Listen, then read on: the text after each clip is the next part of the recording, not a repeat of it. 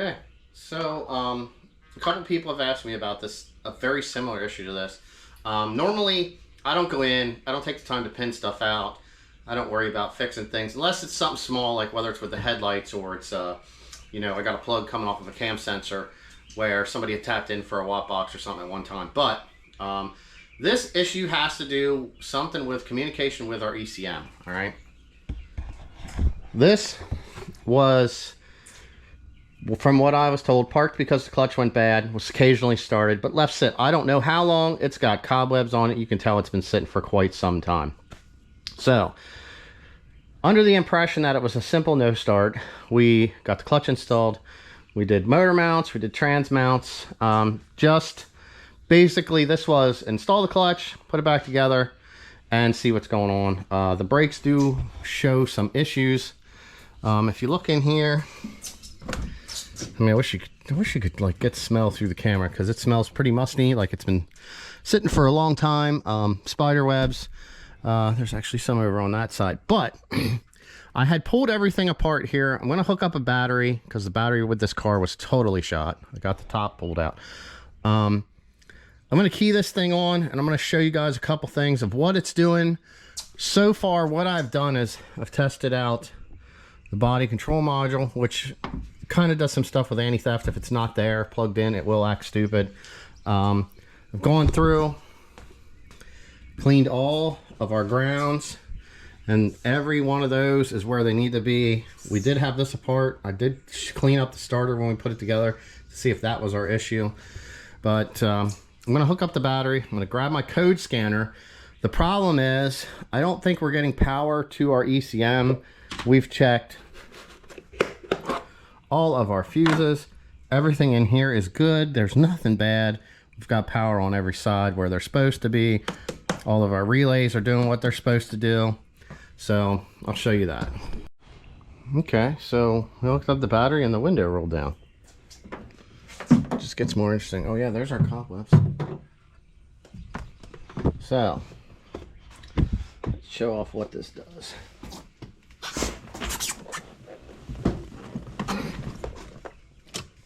Okay, so keys out. We have one key. Let's see here. Lock. Unlock. There we go. The switch is bad for the driver door. It's actually like damaged, which is why it rolled that down. So we'll have to fix that too. All right, key in. Let's see if we can get a good view. Key in. No fuel pump. No crank. All right. I have a consistent theft light here. Normally when you put these in, it goes through a cycle and it'll come on. And then it goes off like it did. It turns on to show you that you have an issue. That could be an issue with on your key, your skim, or something's just not plugged in. I've seen the keys get weak. Sometimes the skim will have a problem. So let's plug in our code scanner. So I did swap in a known good ECM, skim, and key, and we had no luck getting this started. Like I said, I swapped out a bunch of parts, checked grounds. So I believe it's an issue with power actually getting to the ECM, simply because of this right here. We cannot communicate with the computer at all, and it doesn't matter what computer's in it. So I don't know if from sitting, water got in somewhere and we have corrosion on plug ends, or there's damaged wire that got chewed on by something somewhere. So I have a known good fuse box harness. We're going to basically just go down to that point, because it's going to take less time to swap in a known good harness than sit here and try to test voltages across everything and pin things out and damage wiring and damage plug ends, and get just overall dirty. There you go. Error in communication. Please check if tools OBD2 connector. Well, we're definitely plugged in. Oh, see, I lied. I'm messing with you. Key's not in. We'll try it again. Okay, key's in. Fail, fail, fail. Yep, that's why it was taking so long the first time. Usually it's pretty quick when the key's plugged in, but like I said, we have a problem with it not connecting to the ECM. So key's on. Like I said, everything's doing what it should. You're doing everything that you should, but you're not getting a communication to your ECM. And I'm sure this is already pretty long.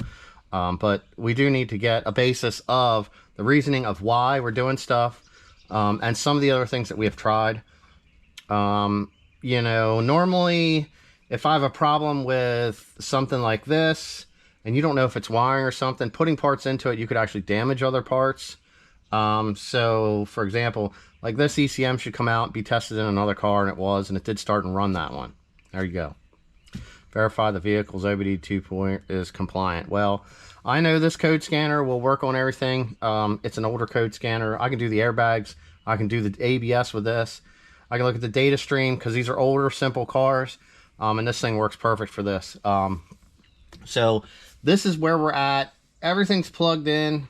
But like I said, this is the couple things that I've done put me to having to want to try this.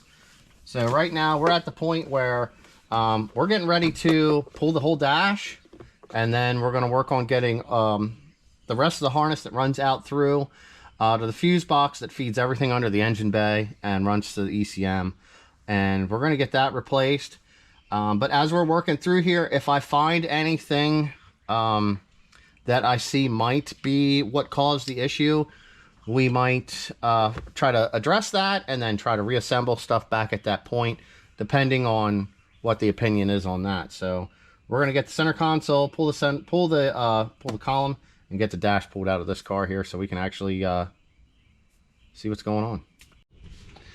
All right, well, we now have the dash removed, and I'm not seeing anything in here that, because this is where your main harness would connect. So we have no damage right there. All that stuff looks good.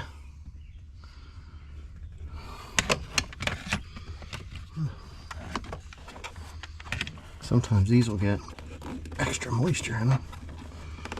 Down here.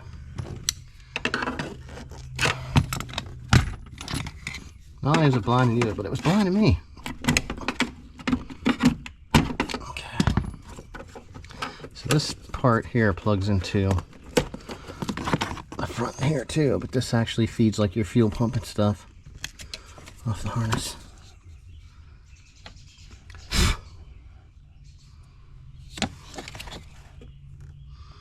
Oh, actually looks pretty good. I don't know what I ended up with dirt in there. Must have went through the backside where there's no pins. It's funny, a little piece of dirt. That looks good, no corrosion. So now to get the rest of this out is we got to pull this off. One of these is for this harness, and then two of these run for the front harness. We got to go out there now. What that's going to consist of is getting our battery out of the way, pulling our battery tray. This comes undone. We've got to undo our trans mount, lower the trans so we can get the ABS stuff unplugged. It'll run down behind here. It plugs into something to do with the smog. I forget off the top of my head. The power steering rack and your downstream O2. Your reverse light, all of your headlights, ECM, it runs across the bottom, plugs into your fans, plugs into the headlights over here, and then it side marker lights and everything, and then it runs back to here to plug into your AC. So right now that's where we're at. We're going to get that off. I have the other one already pulled out. Had to use it for some demonstration purposes, but this is the harness that we're going to be replacing right there. So part of it will run through the firewall. You can see right here.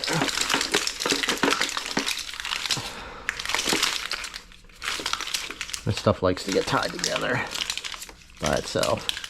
So here's everything that runs in. Like I said, there's our two big plugs, our OBD port, That plugs into the lower back harness, brake switch. That's everything inside. And then everything else will be out here. There's our ABS. This runs down, like I said, the O2 sensor, and everything down through there, the brake sensor. ABS, rear ABS plugs into that. And here's our ECM plugs. Probably wrap some tape back around that stuff a little bit, but you know, we're talking 20-year-old wiring. This came out of one of the last cars I just pulled apart, so we know it was a working, running, driving car that was actually in pretty good condition. It didn't look like it was ever out of the car, so let's get it installed. This will be fun. Well, I'd say a bomb did go off. Hopefully we can get this done before we lose battery in the camera. So, steering column, dash. All right. So, the dash is out. Everything is disconnected.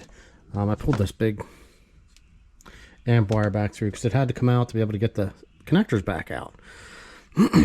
So basically, we had to pull the dash, disconnect the doors, just to be able to get the front harness out that runs down. Pull the trans mount bracket, drop it down on a jack, get the ABS out, unplug the rear ABS and everything down in below, and then this harness runs underneath, which it's easier to do this because it runs through here on both sides, plugs into everything here. Found a bunch of leaves, if anything. Car does have a somewhat nice front crash bar that's been on there probably a very, very long time. Got everything here.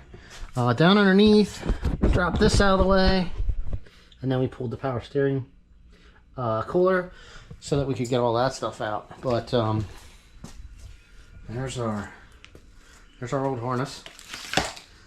Here's the one we're going to be putting in. So we're at the rebound point here. The couple wires I seen on the ECM plug end, they were just like tapped in there for something, but they go to nothing. No wires were cut. Nothing has jumped out at me to say that something's bad as of yet. So right now at this point we're kind of just crossing our fingers because we didn't see a definite issue, is the best way to say it. Like nothing, like a damaged wire or anything just kind of jumped out at you. So I still feel that there's something wrong with this. There could be something up underneath here. There was a bunch of stuff here you can see all over the place. So well, we're on the rebound, so we're going to get the harness in, and I'm going to pull out a dash, and we're going to swap in a different dash, and basically just plug everything in, and we're going to give this a test try before we get too much stuff together in case we got to find something else. But this is kind of a last resort, being everything that was going on. So we'll get this. Okay, so everything's back together. We have replaced the harness. The dash is reinstalled. Let me do this. Let's hook this up. Make sure it's good. Go ahead, cycle that key, sir. Watch that cluster. Watch that red dot. Watch that red dot. Okay, the red dot's off. We did have a fuel pump. We didn't have that before. This thing should start and run. Oh my goodness! Listen to that! There it is. We didn't have, there was something wrong with this harness. There had to be. We weren't getting anything out. I had the dash out, so I eliminated that at the same time. There's just too many questionable things going on here. So we're up and running. All right, so I didn't know if I got enough video yesterday, but everything is reassembled. This car does still need a lot of stuff.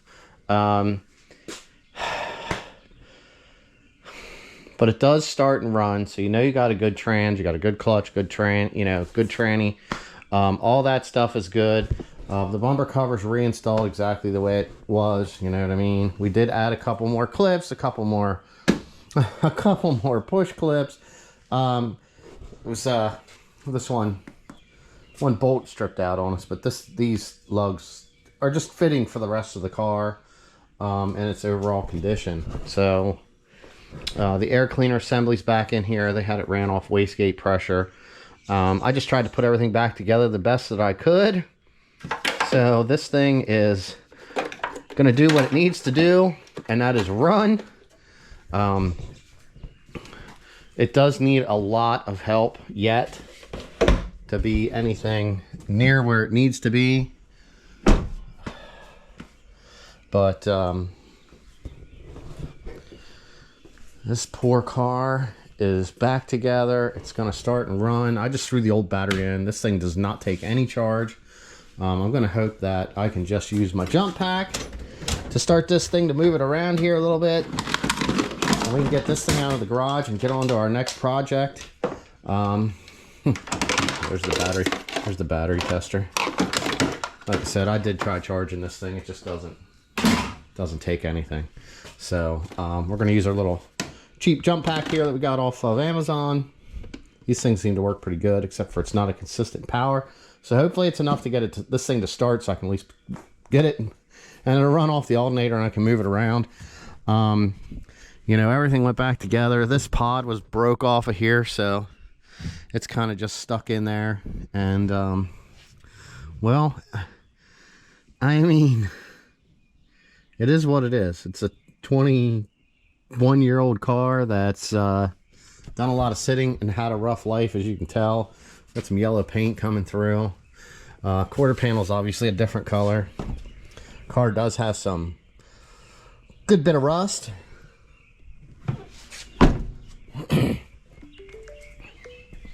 Chipped tail light.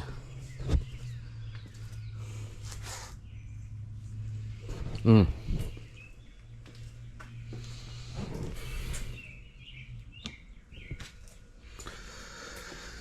right, I'm going to try to pull the wiring out, because like I said, I've had like 2 or 3 people ask me about similar issues to this. Some of theirs weren't exactly the same. Like I said, just pulling this apart, nothing like popped out that said, hey, this is bad. So I'm going to try to look over the wiring and stuff before I do end up getting rid of it, to see if I can find anything. This is just what I do. I have known good wiring. So I'm not going to take the time to try to pin everything out, try to figure out, you know, is there a break in the wire here? Is there a break in the wire there? Because a lot of times you can pull the whole harness off the car and then you got to lay it out, and then you're ohming wire out and checking resistance and looking for shorts. There is tools that help do that from Power Probe. I was going to look into getting one of those, but for the price of that and the time you would have involved trying to diagnose this, it was just as quick to try to find a good known harness and install that. And like I said, it got the fuse box harness out of a known good car and a good dash harness. I just eliminated everything both at the same time, and well, we have a good running car now. Well, I wouldn't say good, but we have a running car, and it's getting ready to get pulled out of the garage. We've got more projects that we got to work on, and hey, that's it.